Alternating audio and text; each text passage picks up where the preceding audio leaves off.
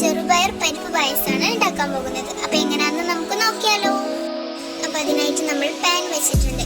അതിലേക്ക് നമ്മൾ 2 കപ്പ് ചെറുപയർ പരിപ്പാണ് വറുത്തെടുക്കാൻ പോകുന്നത്. അപ്പൊ നല്ലോണം അത് വറുത്തെടുക്കണം. അപ്പൊ നമ്മളെ ചെറുപയർ പരിപ്പ് വറുത്തെടുത്തിട്ടുണ്ട്. അപ്പൊ നമ്മൾ വറുത്ത് വെച്ച ചെറുപയർ പരിപ്പ് നമ്മളൊന്ന് നന്നായിട്ട് കഴുകിയിട്ട് വേണം നമ്മൾ കുക്കറിലോട്ട് ഇടാൻ. വറുക്കുന്നതിന് മുന്നേ നമ്മൾ കഴുകിയിട്ടില്ല. ഇനി അതിലേക്ക് അത് മുങ്ങി കിടക്കാൻ മാത്രമുള്ള കുറച്ച് വെള്ളം ഒഴിച്ചു കൊടുക്കാം. പിന്നെ 1/2 ടീസ്പൂൺ ഉപ്പ്. അപ്പൊ നമ്മുടെ ചെറുപയർ പരിപ്പ് ഇവിടെ വെന്ത് റെഡിയായി വന്നിട്ടുണ്ട്. ഇനി നമുക്ക് തേങ്ങാപ്പാൽ എടുക്കാനുള്ള തേങ്ങ മിക്സിയിലിട്ട് ഒന്ന് അടിച്ചെടുക്കണം. അപ്പൊ നമ്മൾ 1-ാം പാലും 2-ാം പാലും ഇവിടെ എടുത്തിട്ടുണ്ട്. ഇനി അതിലേക്ക് വേണ്ട ശർക്കര പാനി നമുക്ക് റെഡിയാക്കാം. അപ്പം നമ്മളിവിടെ മധുരത്തിനനുസരിച്ചാണ് നമ്മൾ ശർക്കര എടുത്തിട്ടുള്ളത്. ഇനി നമ്മുടെ ചെറുപയർ പരിപ്പിലേക്ക് ശർക്കര ഒഴിച്ചു കൊടുക്കാം. അതിലേക്ക് 1 സ്പൂൺ നെയ്യ് കൂടെ ചേർത്ത് നല്ലോണം ഇളക്കി കൊടുക്കാം.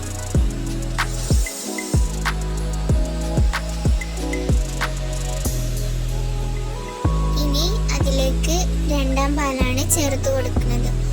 നല്ലോണം കുറുകി വരുന്ന വരെ നമുക്ക് മിക്സ് ചെയ്യാം. ഇനി 1-ാം പാൽ ചേർത്ത് കൊടുക്കാം. 1-ാം പാൽ ചേർത്ത് കൊടുത്തു കഴിഞ്ഞാൽ ഫ്ലെയിം ഓഫ് ചെയ്യാം.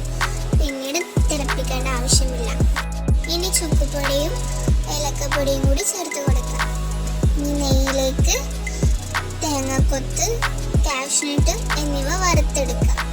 പായസത്തിലോട്ട് നമുക്കത് ഒഴിച്ചു കൊടുക്കാം. അപ്പം നമ്മുടെ ടേസ്റ്റിയായ പായസം റെഡി ആയിട്ടുണ്ട്. എല്ലാവർക്കും ഇഷ്ടപ്പെട്ടെങ്കിൽ സബ്സ്ക്രൈബ് ചെയ്യൂ, ലൈക്ക് ചെയ്യൂ, സപ്പോർട്ട് ചെയ്യാൻ മറക്കല്ലേ. Thank you.